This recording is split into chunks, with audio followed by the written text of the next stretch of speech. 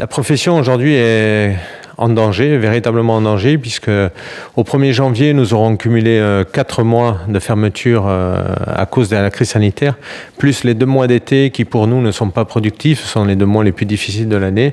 Donc aujourd'hui, on peut dire qu'on sera déjà en janvier à 6 mois de perte quasiment.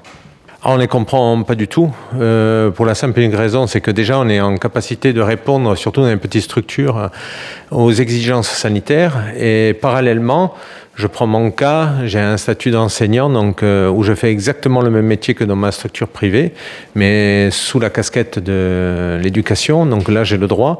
Par contre, à titre privé, je n'ai pas le droit de me retrouver ne serait-ce qu'avec un seul client. Et puis nous faisons un métier qui est aussi similaire, par exemple, au kinésithérapeute. On reçoit le même public, dans les mêmes conditions, tout est identique. Aujourd'hui, on ne comprend pas pourquoi on est sanctionné de la sorte, parce qu'on est assimilé à des structures qui, elles, n'ont strictement rien à voir avec les nôtres. Je parle peut-être des structures de sport dans les grandes villes qui génèrent des centaines de clientèles, alors que nous, on n'est pas du tout dans ce cas de figure-là. Je pense qu'à un moment donné, on a fait une généralité et on ne s'est pas rendu compte qu'il y avait plusieurs catégories. Du coup, on se retrouve sanctionné inégalement. Il faut savoir qu'aujourd'hui, le sport a énormément évolué. Aujourd'hui, on parle plus de sport bien-être, de sport santé que de sport loisir. Donc nous, dans nos structures, si vous voulez, on fait quasiment, on peut dire, de la santé. On traite des gens qui ont du diabète, qui ont de l'obésité, qui ont subi des opérations, qui nous sont recommandés par des kinés, par des médecins, par des chirurgiens. Ces gens-là ont un besoin essentiel de travailler et d'être suivi, d'être encadré spécifiquement. Il est évident qu'en nous pointant du doigt, en plus, on effraie une partie de notre clientèle. Heureusement, une autre partie est très bien consciente qu'on est victime, mais d'autres peuvent être à un moment donné, par l'abattement médiatique, pris de peur et, je dirais, hésiter à revenir chez nous. Je suis coach sportif et prof de yoga. J'interviens dans plusieurs salles, donc 3 salles de fitness, 2 dans la région de Bastia et 1 dans la région de Fiumorbo, à Ghisonaccia. Et je pratique aussi, j'interviens aussi dans une salle de yoga à Bastia. Donc les 4 structures ont permis.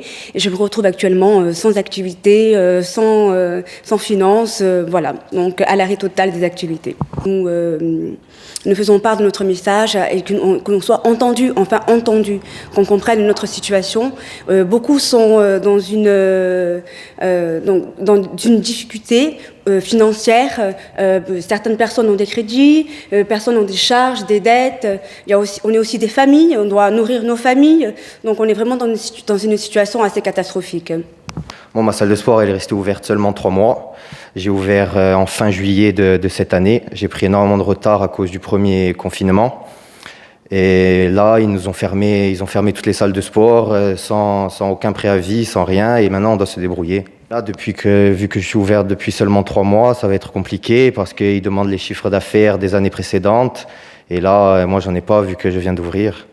J'attends de cette réunion qu'on fasse bouger les choses, qu'on essaye de faire bouger les choses pour avancer, pour essayer d'avancer, de réouvrir et d'essayer de comprendre pourquoi ils font cette guerre contre les salles de sport. Ils disent que c'est des nids à Covid alors que c'est totalement faux.